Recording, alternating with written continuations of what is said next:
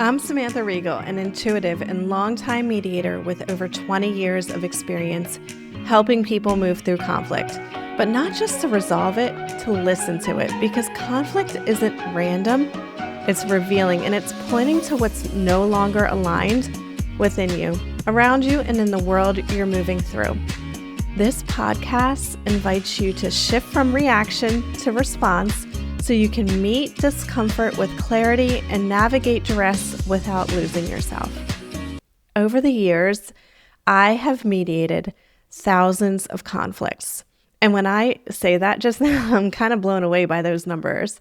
But I can tell you there wasn't a single one where at least one person didn't see themselves as the victim of the situation. In fact, most of the time, there were individuals on both sides that did. And that's the reflex of being a human. When something feels unfair or painful that has happened to us, we're going to instinctively look for who's to blame. Victimhood becomes our first stop on the way to understanding what exactly just is happening right now.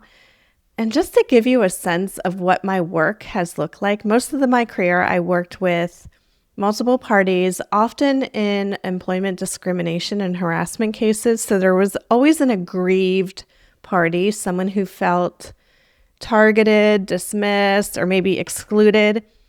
And then there was the defense. Usually it was a company. Sometimes it was a large organization with C-suite individuals and lawyers at the table. And then there were times where it was just a small business owner representing themselves, who oftentimes, of course, would take the allegation so much more personally, like it was an attack on their character. And both sides were usually hurting. Both believed they'd been wronged, wrongly accused, or wrongly treated. And that's what makes those mediations a little bit more complex, because discrimination at its core begins with a feeling of not being enough. Not enough because of your race or your age or your gender or where you're born. And when someone feels unseen or maybe undervalued in that way, the emotional charge, the emotional feelings are going to run really deep.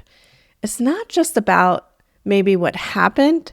It's about who they believe they are because of it. And my role in those moments wasn't to decide whose version of what happened was right or wrong. It was simply to hold space long enough for both sides to see the situation through a more clear lens, to move just a little closer to neutrality. And let me explain what I mean by moving closer to neutrality. It essentially means that it's a time when you're realizing the story you're telling yourself about what's happening isn't the truth. It's just a perspective on a version of the truth, a truth that maybe is shaped by your interpretation of the moment. Its power exists only because of the meaning you've assigned it. So moving towards neutrality is moving towards the awareness that you are just holding a perspective on a version of the truth. It's neither good or bad. So in mediation, I help people find that neutral space of dropping that tight hold on their perspective, that they're currently having about the situation. That's not healthy. It's not helping them. It's keeping them in victimhood. And when they're able to release that hold, it's going to inevitably move them towards looking at the situation more from a neutral perspective, not having so much emotion attached to it. Maybe they could look at the situation and say, this is what's showing up in my life right now, without immediately layering judgment, blame, or defense over it. Because when you stay neutral, even for a short period of time, your mind and body stop fighting to be right. And from there, something can shift, right? You start to see possibility again. You start to get creative about how to move forward instead of staying stuck in what happened. And honestly, this is one of my favorite points in any session. I can see it happening in real time. The moment when that fog lifts, a shift happens and they're not defending themselves anymore. They're listening, they're open, and that's when my suggestions about resolution actually resonate and they start to get excited about moving on from this conflict that has taken over their life in such an invasive way. Some of these people have been ingrained in this situation for several years. It affects their sleep, it affects their health. So for them, it's a sense of relief that they've been given the tools to be able to put this behind them. And when I get to watch that moment happen, it still amazes me, even after all these years, that it's able to happen, number one, and that it can happen so fast. In my discrimination mediations, the average sessions last about 3 hours. That's it. This is a pretty quick turnaround for someone who's ingrained in an unhealthy loop of victimhood. Right? Some of those cases have been, like I said, dragging on, and people carrying anger and shame and resentment for so long, it's practically become part of who they think they are, right? It's a story they've been telling themselves over and over and over again. Others might be only a few months old, but it doesn't even matter how long or how complicated the conflict is. When someone chooses to step out of the story of victimhood, the change can happen in an instant. And when I used to mediate earlier on in my career, the district court civil disputes, things like landlord-tenant issues, neighbor barking dog incidents, small fraud cases, it worked the same way, just on a tighter clock. Let me paint the picture for you. The judge would hand me 4 or 5 cases when the docket started and say, see what you can get resolved. I had about 3 hours before the docket ended. If I couldn't get the parties to resolution by then, I had to hand the files back and the judge would rule on the cases. So I became really adept at finding the exact belief or story keeping people stuck, the unhealthy perspective on the version of truth they were holding that was making resolution impossible. And once I was able to zero in on that, everything would start to move a lot faster. And I want to be clear, I'm not sharing that to brag. I'm sharing it because I've seen over and over again that this kind of transformation is available to anyone and can yield results in such a short amount of time. It might take practice and it might take awareness, but it can be done. You can shift out of victimhood and back into a sense of power faster than you think. These people I mediated with were ingrained in victimhood and shifted in a half an hour. It's pretty amazing to be a part of that transformation. I'm not saying that they were completely done with victimhood, but they were able to take the first major step out of it very quickly. And that's how powerful awareness is. Time is irrelevant. It requires willingness. The willingness to see that the story you've been telling yourself about what happened is just that. It's just a story. It's a version of the truth that you've chosen to have as your perspective. Its weight, its validity, its hold over you only exists because of the meaning that you've given it. And when you can look at it from that neutral place and say, okay, this is what's showing up right now, that's when you stop being trapped by it. That's when you start responding from a more powerful place and not just from the pain that you have. And this is exactly what happens inside of us when life gets really hard, when your partner cheats on you, when you get fired because of your race, and when no one wants to hire you because you're too old, or even when you get a diagnosis that turns everything upside down. It's human to go into that why me place, to feel powerless, because conflict and pain knock the wind out of you. Victimhood is a natural part of that. It's the mind and body's way of saying, I didn't see this coming and I don't know how to feel safe right now. But staying there too long fuses your identity to the story. It's going to keep you stuck in what has happened instead of what could be possible. This is why I say victimhood it's a stage. It's an emotional stage that you can be in after something traumatic happens. But you can't stay in that stage for too long because you're going to end up defending the wound instead of trying to unpack the lesson of why it's showing up in the first place. So if someone cheats on you, It's not just that betrayal that hurts, it's the loss of certainty, the death of the illusion that love equals control or safety. The invitation there is to grieve that version of love and start rebuilding trust within yourself. If you've been discriminated against or unfairly rejected, it's devastating. But sometimes that experience pushes you to define your worth in a way that no institution or title ever could. It could ignite a strength that doesn't depend on validation from the same systems that left you out.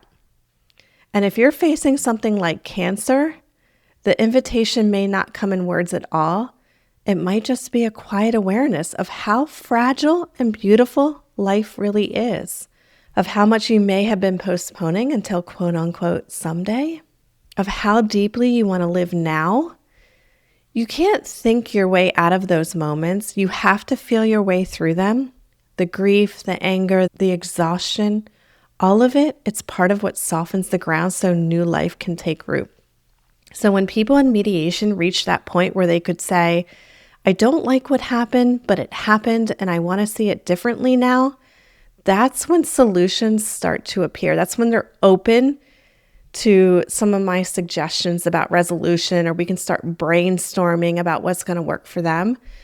And so that same opportunity is what's going to happen inside of you too. If you're not with a mediator, once you stop asking, why is this happening to me? And start asking, what is this showing me? I always say to myself when these things happen, hurry up and show me the lesson so I can move through this faster. And when we talk like that, like the energy is going to shift because you're no longer, putting out that energy of why me, looking for blame, or, that's a really negative vibration. But when you're putting the energy out there is like, okay, I want to learn from this. I want to move through this as quickly as I can. Show me what I need to know so I can start moving forward and putting this behind me. And when you're able to do that, obviously you're reclaiming choice. You stop being defined by the pain and start shaping what your life could look like next. It's quite extraordinary and powerful. And I hope that I'm not coming across like I'm asking you to whitewash the pain that you feel in the moment when something happens or pretending it didn't hurt. I'm actually trying to explain, how do you want to be more aligned with the truth of who you are and what you want to experience moving forward with the time that you are here. I have a few simple ways to put this into practice if you're willing to give it a try when you're reflexively reaching for victim mentality. Okay? First, I would suggest notice the story. Catch yourself in the middle of it.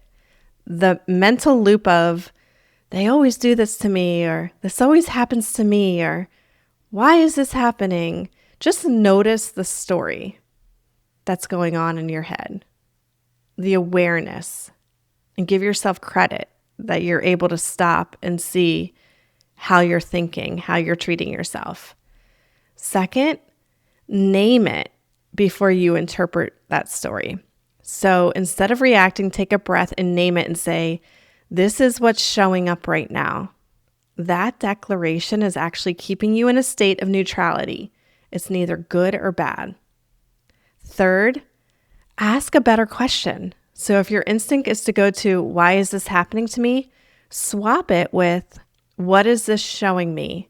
Or what part of me is being asked to grow? That's a good one. Those questions are going to shift you from defense to a state of discovery, right? Fourth, find one small action you can take. It doesn't have to fix everything. It just has to move the energy forward. So send the email, set a boundary, brainstorm the next best step that gets you excited. And finally, give yourself some grace. Remember that awareness is practice. It's a muscle. You may catch yourself slipping back into the story, and that's okay. The goal isn't to stay out of victimhood forever. It's to notice when you've fallen in and know how to climb yourself out. Every ending we resist is often life pulling us closer to alignment. even when it feels unfair, it's revealing something to you about what's ready to change for this new version of yourself, because we're all evolving all the time. You can't hold yourself to some kind of idea that you're going to be the same version that you were last year, 5 years ago, or 10 years ago. You're changing all the time. So that betrayal, the rejection, the illness, they're going to strip away all the illusions and leave behind only what's true. I know you've probably met someone, or you may be someone that has experienced a terminal diagnosis, and how quickly and sharply they can zero in on what truly matters, and all the noise falls away. But if you're in victim mentality right now and you are feeling angry, heartbroken, or tired of being the one who keeps getting hit, don't necessarily rush yourself out of it. Just know that victimhood isn't your identity. Use it as a doorway, a temporary lens through which you're learning to see yourself and your life a little bit more clearly. And when you're able to walk through all those feelings in that doorway, when you start responding instead of reacting, you realize that it all showed up to get you to figure out what truly matters to you. Okay, I hope this helps you all. I'm going to get into some listener questions. If you want to submit your own, feel free to leave me a voicemail using the link in my show notes. I'm going to be answering from the same perspective we've been talking about all episode, the one that sees conflict not as something to avoid, but as something that's revealing what's ready to change. So when you share what you're moving through, whether it's personal, professional, or relational, I want to help you unpack it through this lens of awareness. Not blame, not victimhood, but power and response. Okay, let's get into the first question. Here we go. I'm 26 and it feels like I'm always getting fired or about to be. I've already lost one job for underperformance, and now at my new job, I'm constantly worried it's going to happen again. I second guess everything I do, assume people are talking about me, and feel like I'm not good enough no matter how hard I try. Why does this keep happening? Well, you're kind of in that trap of victimhood. It convinces you that life keeps happening to you when really it's mirroring what you already believe about yourself.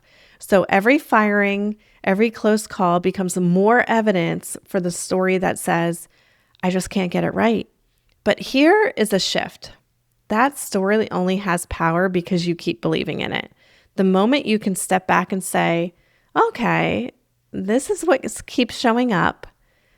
What is this trying to show me about the way I see myself? And that's when you can have that shift and everything can change. Maybe it's showing you that you've tied your worth to performance, that you only feel safe when you're perfect. Maybe it's showing you that you silence yourself when you actually need help, or that you take responsibility for things that were never yours to carry. Whatever it is, that pattern isn't punishing you. Hopefully you see it as it's pointing you towards where maybe you're ready to grow. So if this keeps happening, don't be too hard on yourself. It's just feedback. Life is trying to get your attention and maybe saying to you, hey, you don't have to keep proving your value. You just have to start believing in it. The goal is when you notice that you're falling into that story, just gently pull yourself out, become aware of it. And that's how you're going to shift from being a victim to this loop to more self-awareness. And that's where you're going to start to feel more power, and it's going to help you rebuild. I hope this explanation really helps you see this all so differently. Okay, I'm going to get into the next question. Why does everything have to be about race? I'm Black and I feel like every situation somehow turns into a racial issue, even when it's not. I've seen white people get more offended than I do, and my superiors are scared to discipline anyone because it may be labeled racist. It's frustrating and it feels like we can't talk about anything without it turning into race. Okay, thanks for that question. And what you're describing is something I've seen play out so many times in mediation rooms, especially in discrimination cases, It's emotionally charged, layered, and often misunderstood because everyone's walking in with fear. Race is one of the most sensitive mirrors we have as a society. It's tied to our identity, belonging, safety, maybe centuries of trauma. So when race enters the room, people stop hearing each other and start defending themselves. And that's where the polarization begins. But underneath what you're describing is something bigger than just race talk.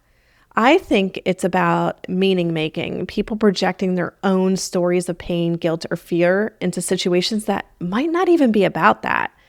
So when that happens, it's no longer about connecting with others. It's about trying to control the narrative, and both sides end up feeling misunderstood. What I often tell people is that race is rarely the cause of every conflict, but it's often the context. It's the lens that shapes how people interpret what's happening. For some, that lens comes from lived experiences of exclusion or bias. For others, it comes from the deep fear of being perceived as racist or ignorant. Either way, both reactions are rooted in the same thing: a lack of safety, the safety to be themselves, express themselves and who they really are. And this is where we circle back to the theme of victimhood. When people feel unheard, unseen, or accused, they're going to retreat into that defensive posture. They start seeing themselves as the victim, whether that's you're racist towards me or you're calling me racist. Both sides start projecting their image instead of exploring the truth underneath. So the invitation here for everyone is to pause before assuming the motive behind an action. Ask, what might this be showing me about what I'm reacting to? Maybe it's showing you where you still feel powerless, or where you've taken on responsibility for how others behave, or where you just want honest human dialogue again. So you don't have to make everything about race, but you can acknowledge that sometimes race is part of the story because it shapes how people experience it. And from that place of neutrality, you can respond instead of react. That's how we start creating real conversations again, ones that heal instead of divide. Okay, we have time for another question, so here we go. I think my mother has a victim complex and I'm exhausted. She had a traumatic past and a violent marriage to my father, and I understand she's been through a lot. But growing up, I was always her emotional support instead of her daughter. Now as an adult, she still makes everything about her pain. She guilt trips me, criticizes me, and cries if I set boundaries. I love her, but I'm tired of being the caretaker in this relationship. How do I stop feeling responsible for her while still trying to heal myself?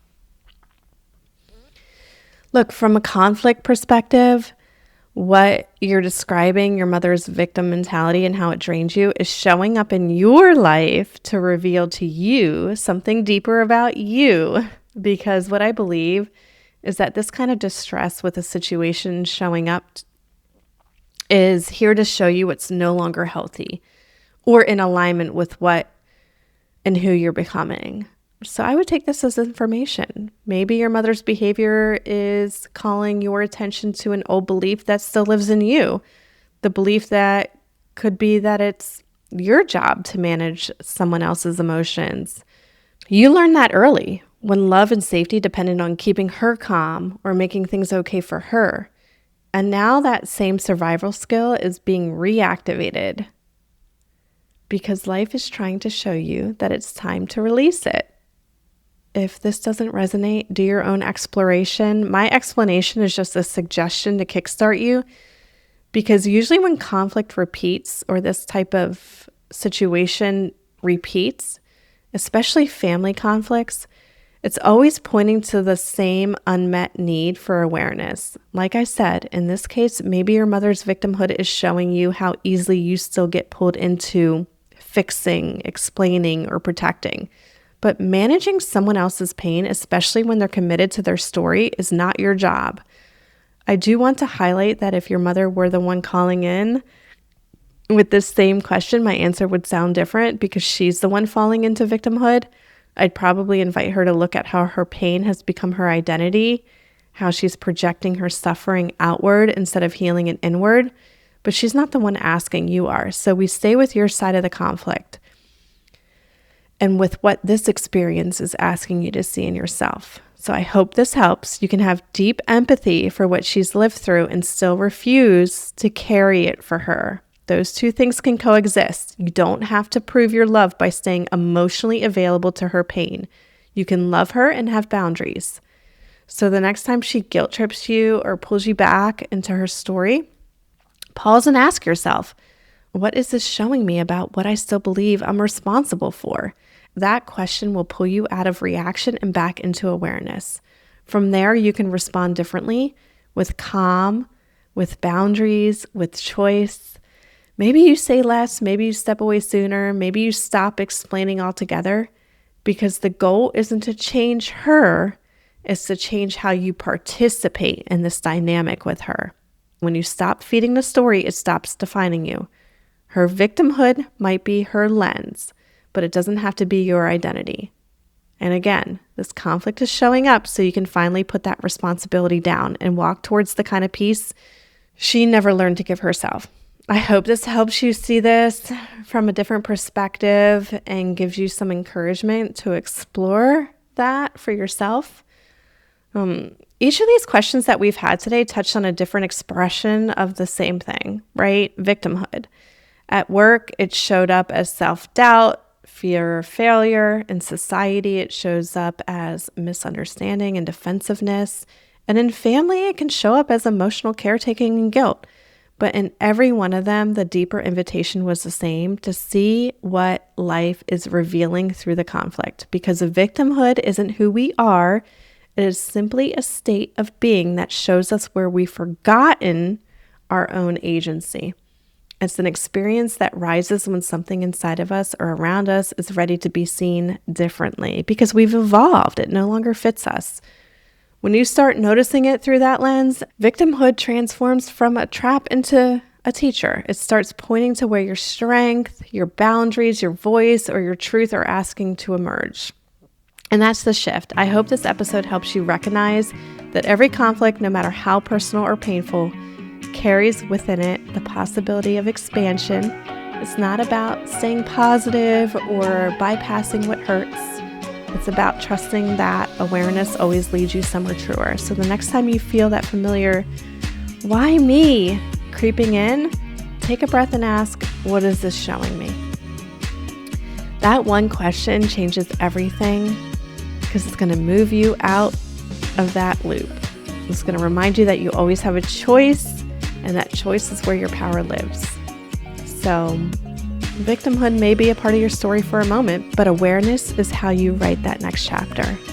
All right, guys, until next time, don't react, but respond with intention.